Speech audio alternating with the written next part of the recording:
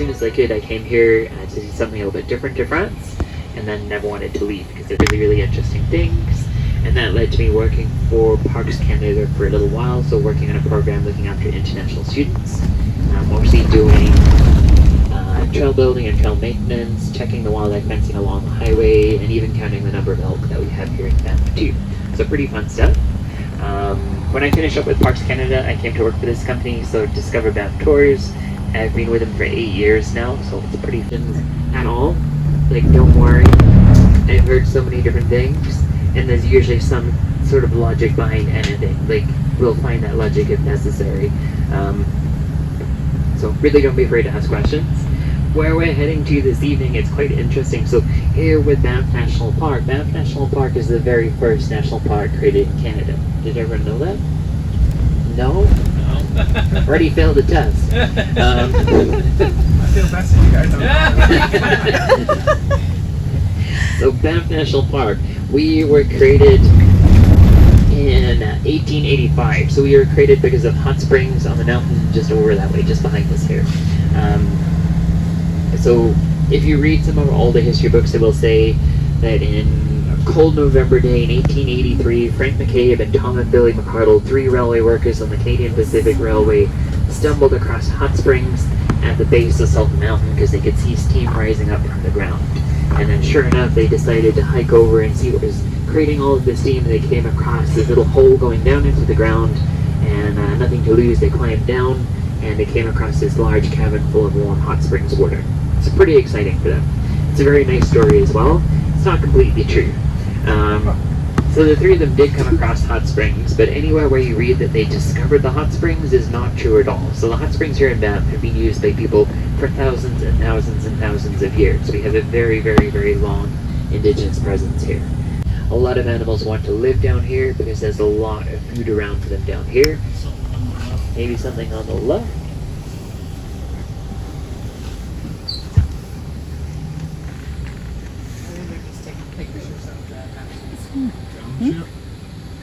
Maybe. You guys see anything?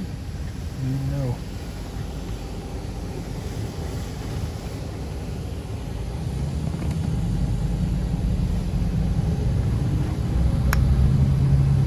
No?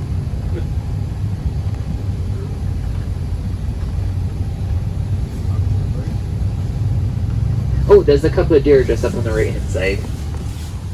Mule deer, this is one of 2 smaller deer species that we have in the park. So we have mule deer and white-tailed deer. We can identify these as mule deer because there's 2 identifying factors. So if we look at the size of the ears are really, really big, hence the name mule. And then if we look at their butts, they also have a white butt, a white tail with a little black tip on the end of the tail. And so that's a really good identifying feature. If we were looking at white-tailed deer, the upper part of their tail is going to match the rest of their body fur, but the underside, when they flip it up when they're running or when they're pooping, is going to be white. And they'll have a little patch of white around their butthole. Yeah. That's pretty nice. What are they exactly? If you... They're kind of behind the 2 big trees there. Oh, are they? You want me to move back a little bit? Yeah, if you don't mind, actually, just a little. Yeah, right there. Oh, yeah. Good? Yeah, there Can you see they it? are. Do you want to come here and you can see Oh, there they straight are. out Nice. here? Yeah. Yeah, no, it's okay. I come. I think they're eating. Yeah. But you can see, so like down here, this is great because the snow is melting out. We've had a little bit of snow this week as well, which has kind of covered things over a little bit again, but it's melting out again pretty fast. Higher up the mountainsides. Yep. There's like elk that's normally around there. Yeah, that's usually elk up there. Oh, okay.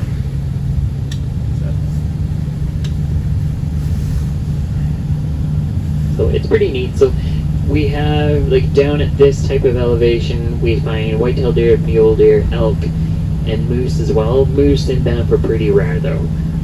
We don't have great habitat for them. We just don't have enough wetland areas, so their population naturally stays pretty low. Oh, okay. It's not like they're endangered around here. For a while there was like a parasite spread from the elk to the moose, which is like a little worm which would attack the moose's liver.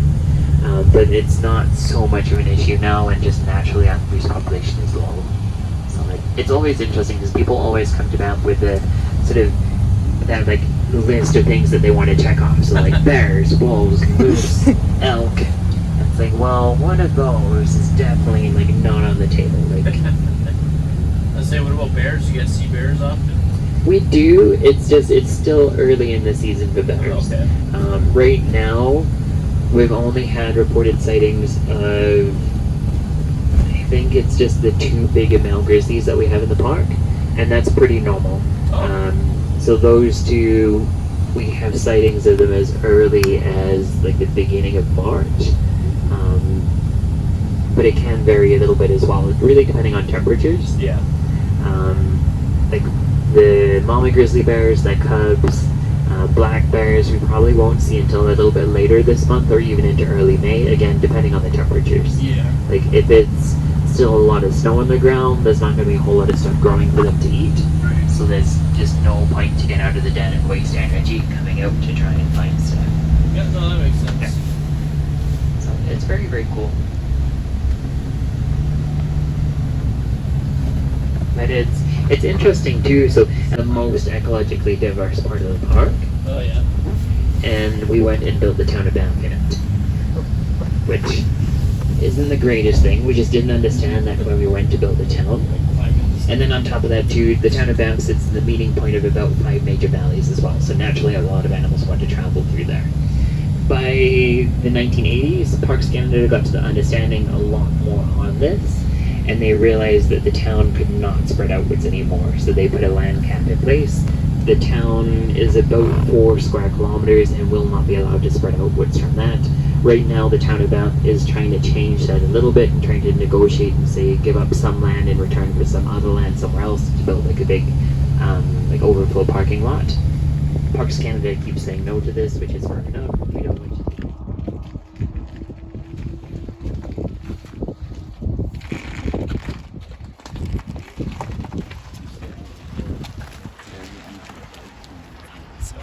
Oh, yeah.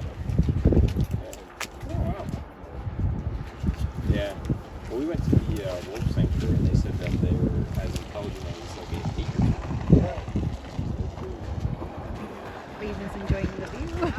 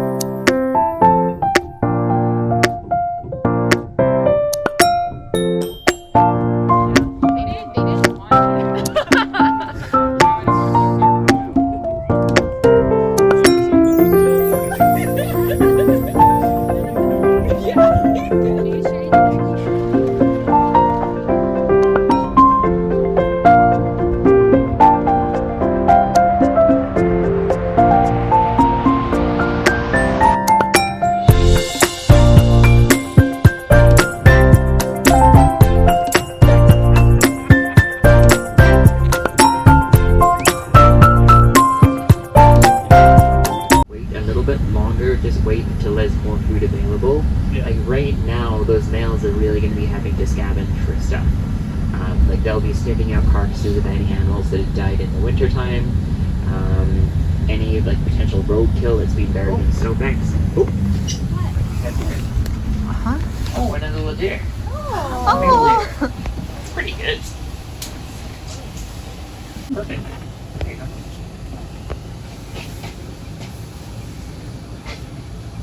Oh, so cute. This one looks pretty confused. Oh my goodness. Wow. Now we just need like the mountain lion to jump off the top of the box. Just go straight for the neck.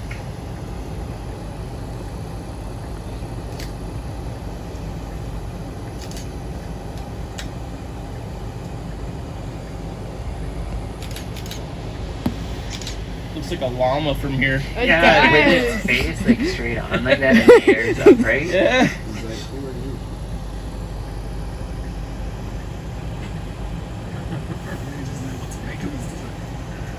Interesting. Look at the ear. The ear flipped out one way. But you can probably see its reflection in the windows.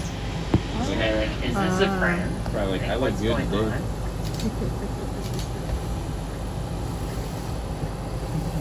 So this is like a whitetail This one's a mule deer. mule.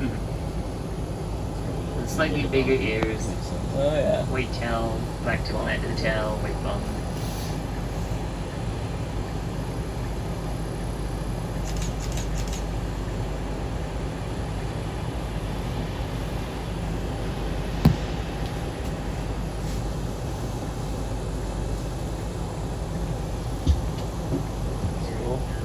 Casper, there's just a garbage can for the street, which is all fully bear-proof. The Rebel stuff. Those are the ones you gotta like lift up. Yeah, right? you've got like the little plate inside Yeah. the push, and then you can lift the door up. And it's quite interesting because, like, although Revelstoke is a forestry and ski town, it also backs straight onto a national park as well. And there's so little enforcement about keeping the animals out of town there, which is pretty interesting. It's so different to here, where it's a little bit more strict. Yeah.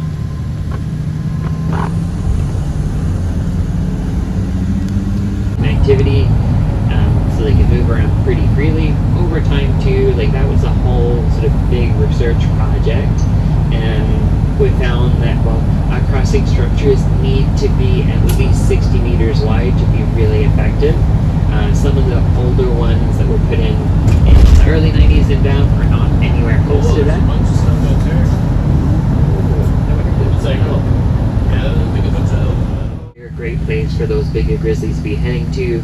Carcasses of any animals that have been swept away in the wintertime by avalanches are going to be starting to thaw out of that. So it's a pretty good meal. No, they don't want to.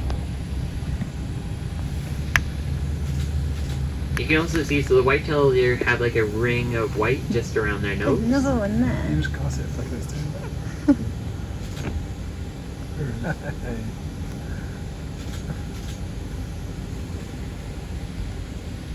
There's another one eating at the top though.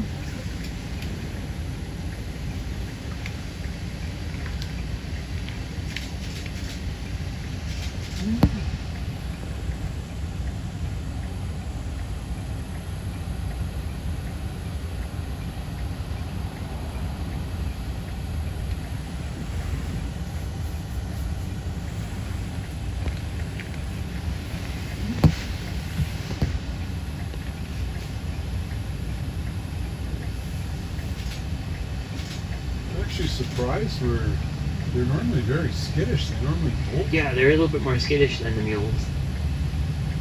Like this guy here, especially. Yeah. I think it helps because this bus from the outside is quite quiet too. Oh, there's another one. You say hello. And kind of, it looks a little bit like it's the mama and her fawn from last year. It's like the mama being the bigger one on the left hand side and the fawn being the small one to the right. Oh. And then she's got concerned ears. Yeah, it keeps looking like, alright, I don't know. She's a little bit more observant than the muleys. There she goes. Oh. Running.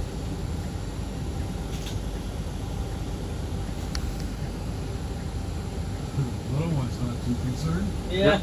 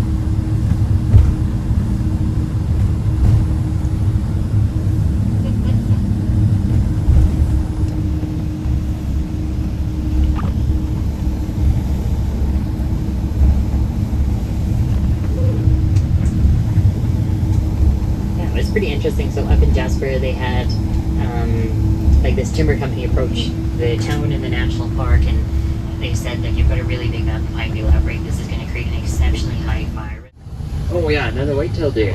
Perfect. Oh, yeah. Yeah, it's right here. It's like beyond the tree a little bit now. So just moved onto the snow there.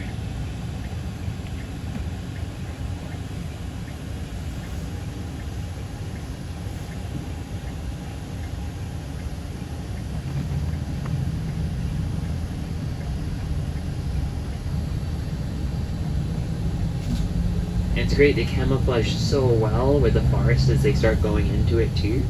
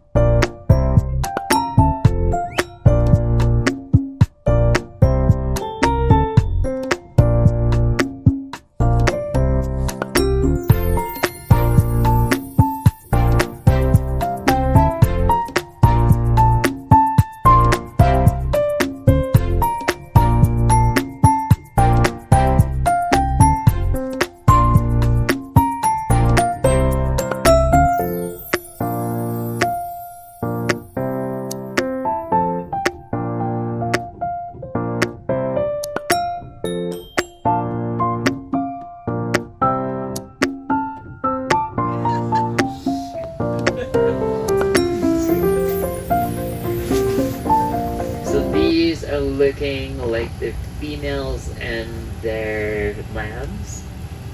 So the lambs would have been born last year. They're going to stay with the mom for about a year, and then the moms.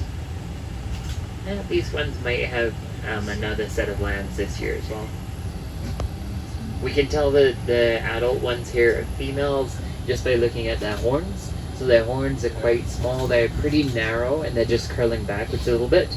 If they were the rams, if they were the males, they would have much, much bigger horns, and they would start to curl around in a big circle as they age.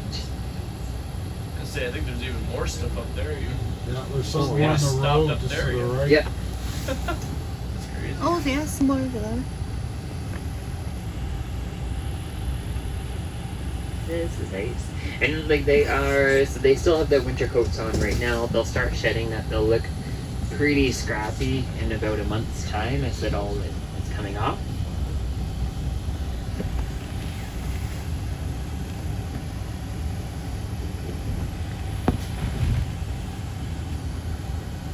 Look at that one, how close to the edge he is. The sheep. Oh, perfect. Charge at you at about 30 kilometers an hour.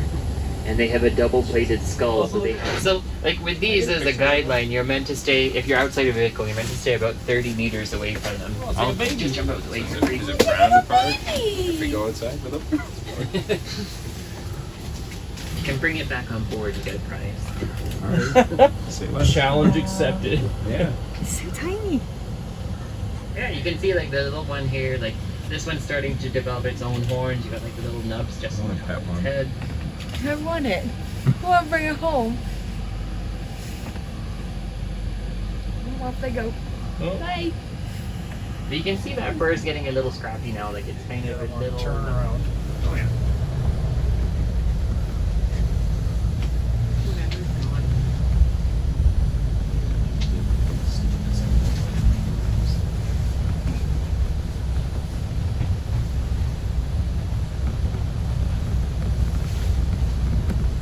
So their hooves are really, really close. The hooves are in like two separate parts, so they can sort of flex separate to each other, so it gives them really, really good balance on the ground. So getting up those cliff faces is super, super easy for them.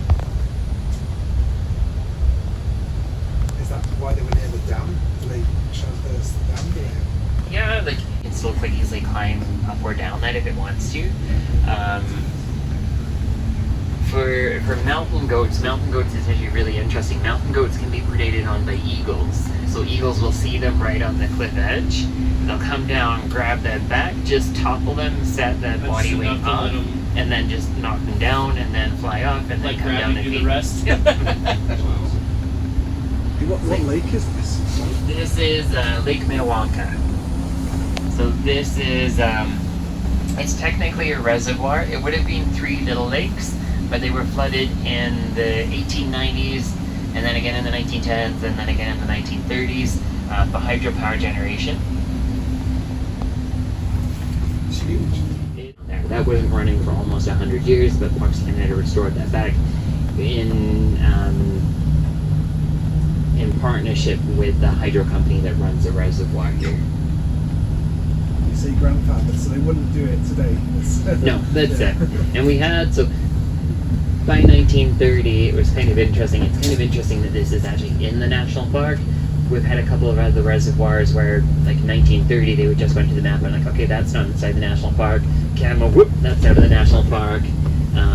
Let's change the park gates to here instead. We'll change this, and it's kind of working out what resources they wanted to exploit, and then where the national park should be to reflect that.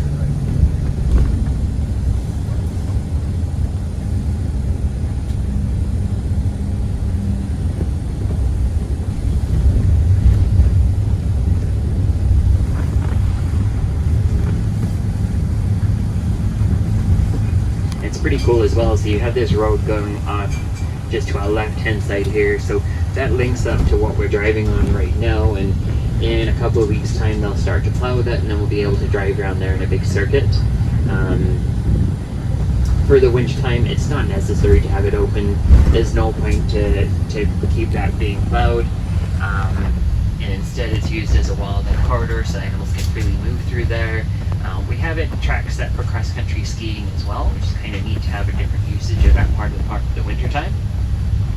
But it's cool as well. So skiing down there when we've had fresh snowfall is really eye-opening to what is moving through that corridor. So with Parks Canada, I've done a number of transects across there, and we've found the tracks. So the last time we did it, we probably had about, the snowstorm probably finished about 5 hours before we were out on the trail. And in that 5-hour period between that happening and us going out, we had the tracks of wolves, we had the tracks of mountain lions, we had elk, we had white-tailed deer, mule deer. We also had grouse. What's grouse? The grouse, they're like a little chicken type animal. Oh yeah. Yep.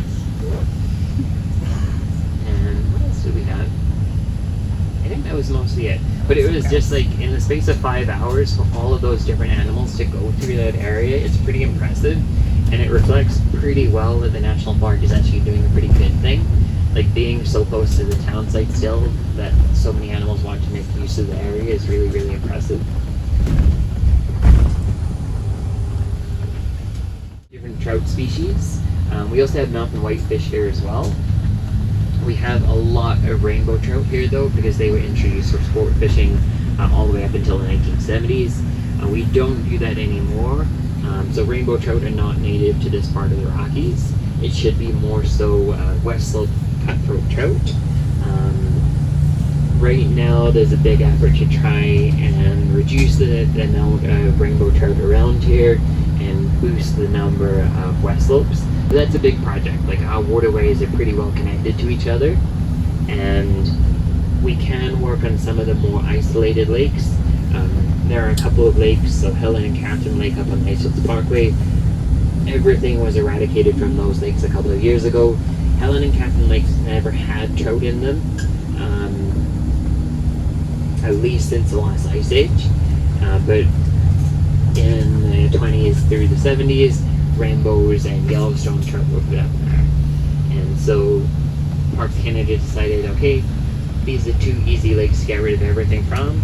They did exactly that, and they put in the west slopes back to those lakes a couple of months ago, in the fall of last year. And so we'll maintain a genetically pure because that's the catchment area of the Columbia River. And the Columbia River is dammed down in Washington State with the Grand Coulee Dam, and that stops raining. Chill. It's like the teenager chewing gum.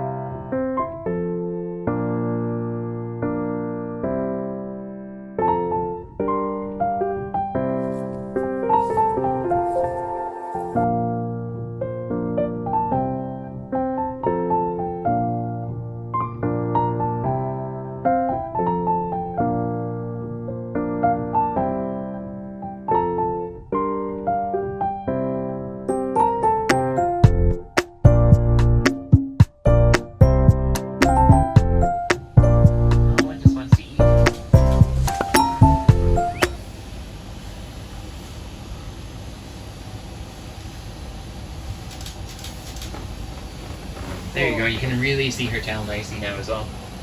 And the ones. It's kind of like that skunk tail.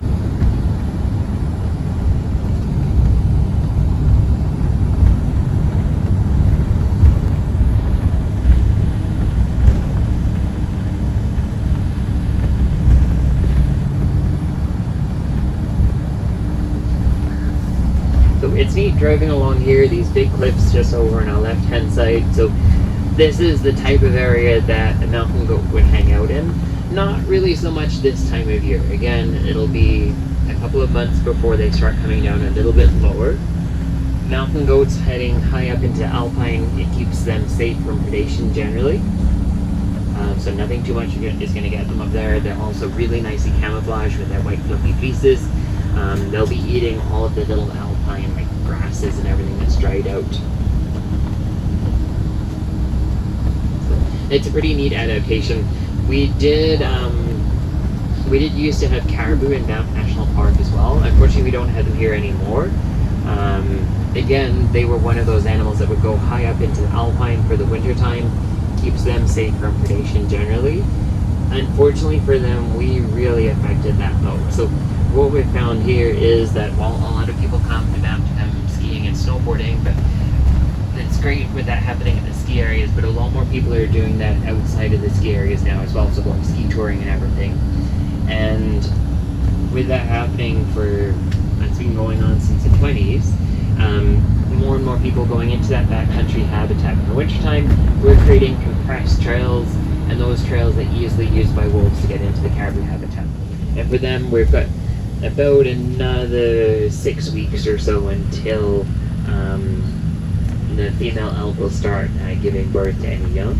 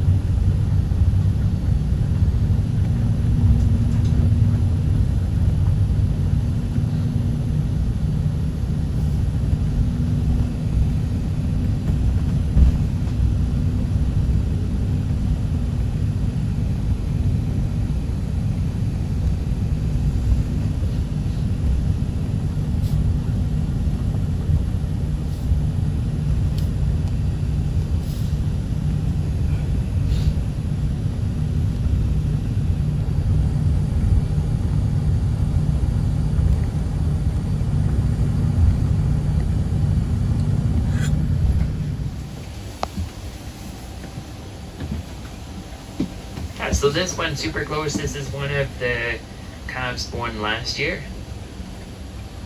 Yeah, There we go. Again, you can see this one still with a winter coat on, looking a little scrappy as well.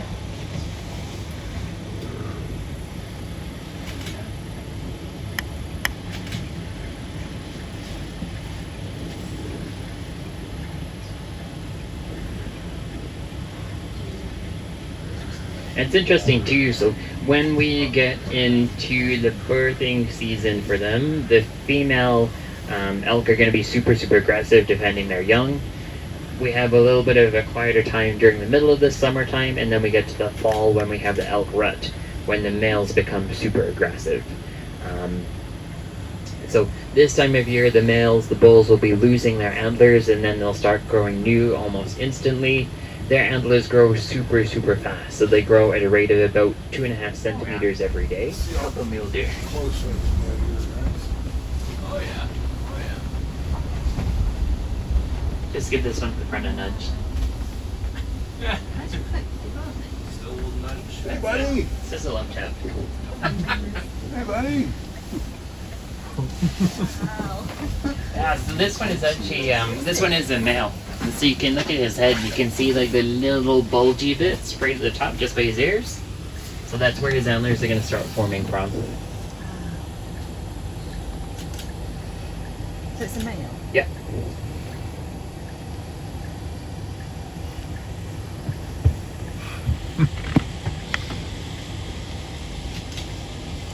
He's just posing perfectly as well.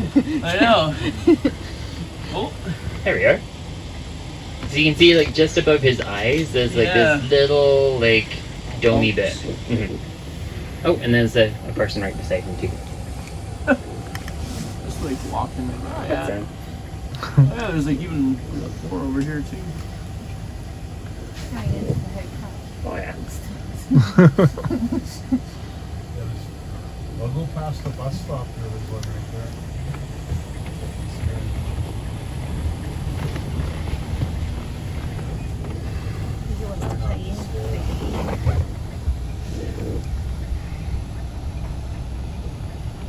This one's gonna get a football thrown at them as well.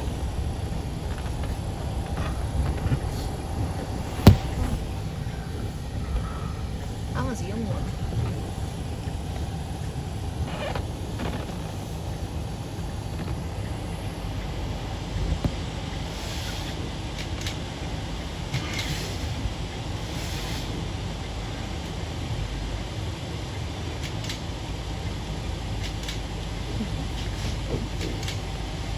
I think it's just under. Nope. Is this going down? This is a tour. Sorry. How much money did they I know.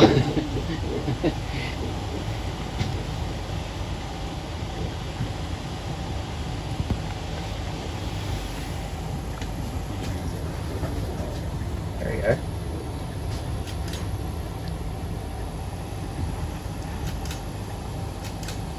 good advertisement for the hotel there. That's it. I think the kid by the trees is just in a staring match with the other one now as well. Yeah.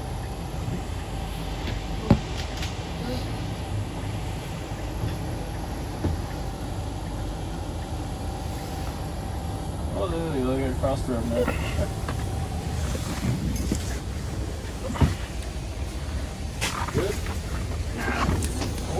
Yeah, there it comes. It's in the road.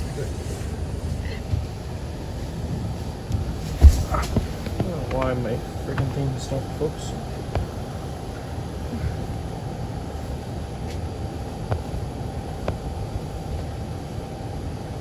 No.